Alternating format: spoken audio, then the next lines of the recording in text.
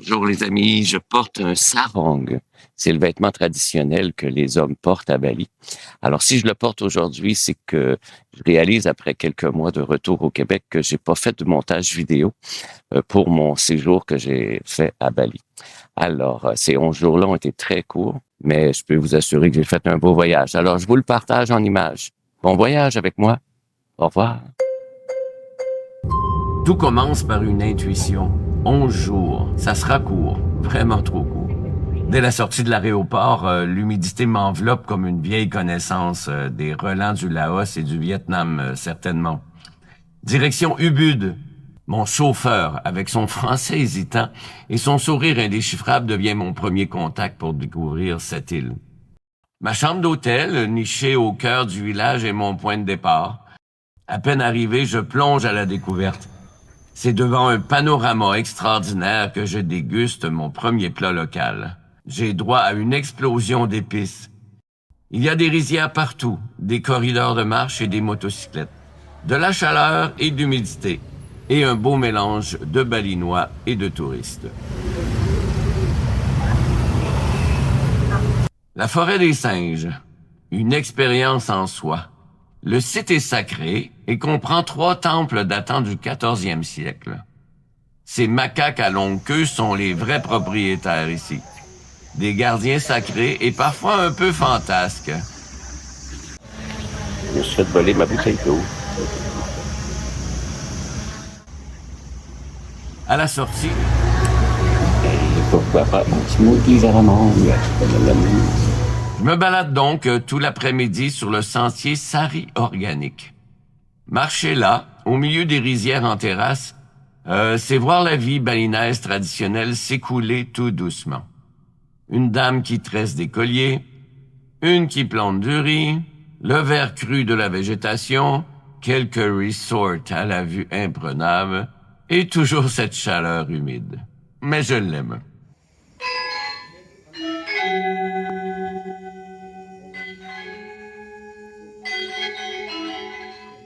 En soirée, le spectacle du legong et du barong est stupéfiant.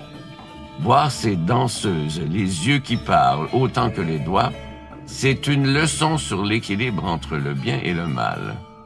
Une forme de méditation en mouvement.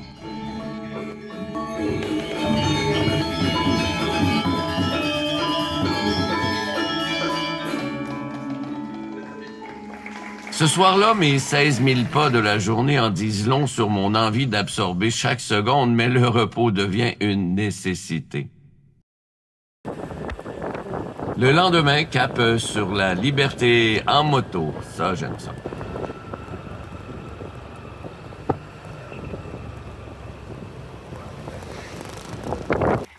Tegalalang se dévoile.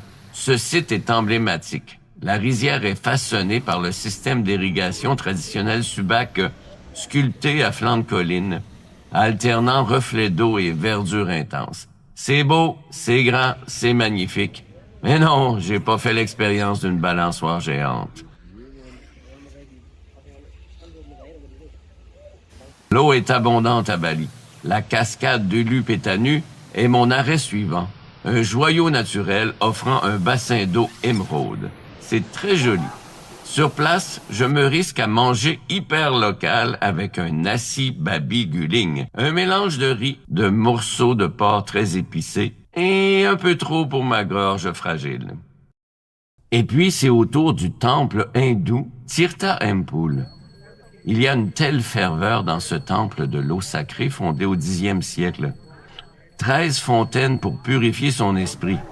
Mais je passerai mon tour pour ce rituel de purification. L'énergie du lieu m'a suffisamment nourri. Sur le chemin, j'ai tenté le café Luwak. Ouais, le fameux café de civette. C'est le café le plus insolite et prestigieux du monde.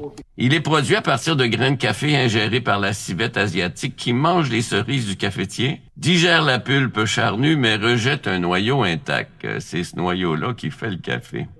On vous explique le processus, ça fait sourire et puis on goûte.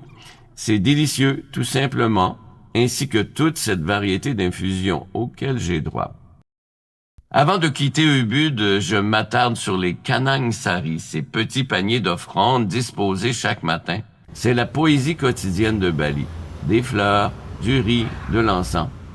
Une façon de dire merci, tout simplement. Uluwatu ensuite. Ah, Sarah avait raison. La vue sur l'océan est à couper le souffle.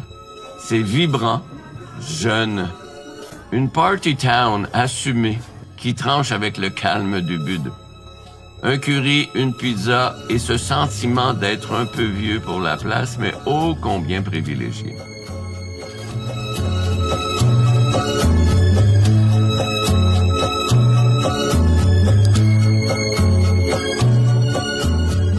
Je finis mon périple balinois à Sanur.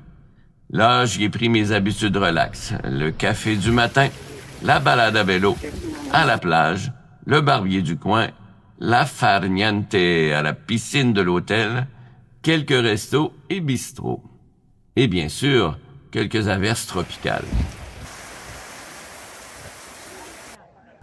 J'y ai aussi croisé une cérémonie funéraire surréaliste.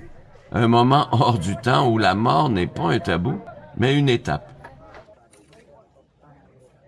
Alors c'est ça pour moi, la grande leçon valinaise. Cette sérénité communautaire qui nous dépasse totalement, un équilibre fragile entre aventure intense et contemplation.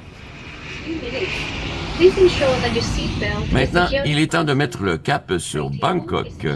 10 heures de vol.